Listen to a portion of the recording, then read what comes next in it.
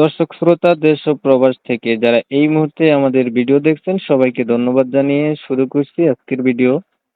বন্ধুরা, আজকে আমার সাথে সংযুক্ত হয়েছে অডিও কলের মাধ্যমে একটি সুইট সুন্দরী আপু, যে প্রতিবেদন করবে কয়েকদিন ধরেই যোগাযোগ। কেন সে প্রতিবেদনে আসলো বিস্তারিত ভিডিওতে থাকছে, ভিডিওটা কন্টিনিউ করুন।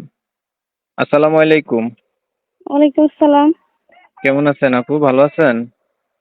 হ্যাঁ, ভালো আছি। আপনি কয়েকদিন ধরেই যোগাযোগ করছেন প্রতিবেদন করবেন, বলেন কেন প্রতিবেদন করতে চাইছেন? এই জীবন সঙ্গী করার জন্য এলাম, ভালো একটা মনের মতো মানুষ পাওয়ার জন্য। এই কারে জন্য এলাম। কাকে জীবন সাথী করবেন? যে আমার পাশে দাঁড়াবে, সুখ দুঃখে থাকবে, এমন একটা মানুষই চাই। আপনার জীবন সাথী নাই? জি না, নাই। পরিবারে আছে কে কে আপনার? পরিবারে আছে, মা আছে, ছোট ভাই আছে। বাবা নাই? জি না, বাবা নাই। পড়াশোনা কতটুকু করছেন? পড়াশোনা করছি অল্প। বর্তমানে আপনি কি করেন? এই তো আমি বর্তমানে কাজ করি, ফিনিশিং প্রতিবেদন এর কাজ করি। প্রতিবেদন আপনি কি আগে কখনো করছিলেন? জি না, প্রথমবার এসেছি।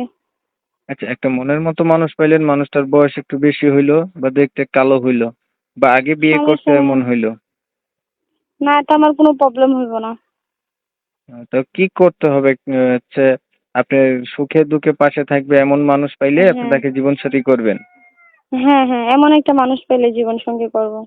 আচ্ছা, প্রিয় দর্শক শ্রোতা, আপনার আপুর কথা শুনছিলেন।